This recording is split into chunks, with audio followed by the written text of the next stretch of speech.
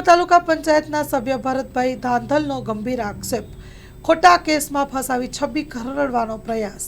જેતપુરમાં તાલુકા પંચાયતના પૂર્વ સભ્ય અને ભાજપના પાયાના કાર્યકર ભરતભાઈ ધાંધલે મીડિયા સમક્ષ પોતાની વાત રજૂ કરતી હતી। વહીવટીતંત્ર અને પોલીસ સાથે ગંભીર આક્ષેપો કર્યા છે। તેમણે જણાવ્યું કે વર્ષોથી ભાજપમાં રહીને સેવા આપવા છતાં તેમને અને તેમના પરિવારને આતંકવાદીની જેમ ખોટા ગુનામાં ફસાવવામાં આવ્યા। અન્યાય સામે તેમણે પક્ષના મોવડી મંડળ અને ધારાસભ્ય જયેશભાઈ રાદડિયા પર વિશ્વાસ વ્યક્ત કર્યો છે અને એક અઠવાડિયામાં યોગ્ય ન્યાય મળે તો આકરા પગલાં લેવાની ચીમકીઓ ઉચ્ચારી। Story report by Rakesh Pithadiya, Jetpur. હું તાલુકા પંચાયત પૂર્વ સદસ્ય ભરતભાઈ ધાંધલ। એક દુઃખ સાથે મારે એક વાત જાહેર કરવી છે કે હાલમાં ભાજપની સરકાર હોય અને ભાજપમાંથી હું સેવા આપેલી હોય, હાલમાં પણ સેવા આપું છું, પણ મને એક ખોટા ગુનામાં અમને અમારા પરિવારને બિલકુલ ખોટી રીતે એક ફિટ કરી દીધા।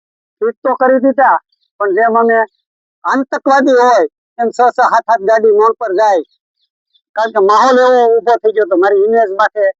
હાલમાં હજી હું કહું છું કે હજી અમારા આગેવાનને મેં વાત કરી છે અને હજી એકવાર કહેવાનો છું, જો બની શકે તો મને કોઈ પાર્ટીને મારે ધ્યાન દોરવું જરૂરી છે, કદાચ એને આ ખ્યાલ પણ ન હોય।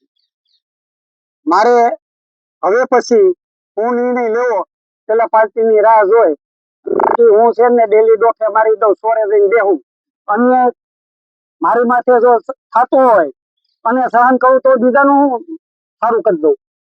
એટલે મને રાજકીય રીતે આ નુકસાન જાય માટે મારે પીડા સાથે કેવું પડે છે।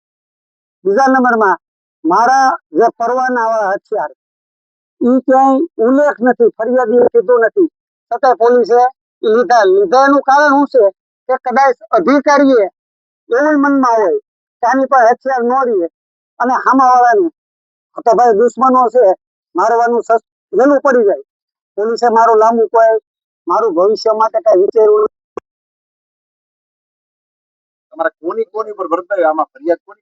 નથી। એક તો મારા મોટા ભાઈ પ્રતાપભાઈ, ત્યાર પછી બાપભાઈ જે હાલમાં પેરાલિસિસ અને કેન્સરમાં પીડાય છે, ત્યાર પછી અનકભાઈ એમને બ્રેનની તકલીફ છે, ત્યાર પછી ગટુભાઈ જેને ગેંગ્રીન છે અને ગંભીર છે। બાપભાઈ અને ગટુભાઈ ને કદાચ કાલ ઓપરેશન નહીં કરાવવા પડે, આના માટે અમારે આ થોડુંક આ કાર્યવાહી થઈ એટલે દવાખાનાના કામમાંથી આમાં રોકાઈ ગયા છે।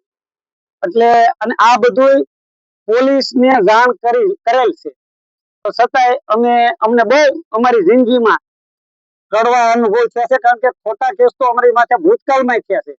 પણ દુઃખ એ વાતનું છે કે હું આ સરકારમાં હોઉં અને અમારી માથે થાય વસ્તુ કેવી આવે કે અમે અમારા મતદારો એક એનું મનોબળ તૂટે કે ભાઈ જો આ વ્યક્તિ છે એની માથે આવું થતું હોય તો અમે એનું શું કરી શકીએ। અહીંયાના જે ધારાસભ્યો છે અને સંસદ સભ્ય છે એની પાસેથી તમે શું અપેક્ષા રાખો છો? ધારાસભ્ય એટલે જયેશભાઈ એટલે એક સિંહનું સંતાન છે। જયેશ રાદડિયા ના ઉપકારમાંથી હું ક્યારેય પણ કીધું એમ અહીંયા કઈ ગોલા ને ગા છે ને દૂધે વાળું કરતા નથી, તો 100% અઠવાડિયામાં એક વીકનો ટાઈમ દેવાનો। હાલમાં ભાજપની સરકાર હોય, હું ભાજપમાં હોય, તેમ છતાંય પણ મારી માથે 100% એક ખોટો ગુનો હોય અને એમાં અમારા 6 ભાઈઓને ખોટી રીતે ફિટ કરી દીધા હોય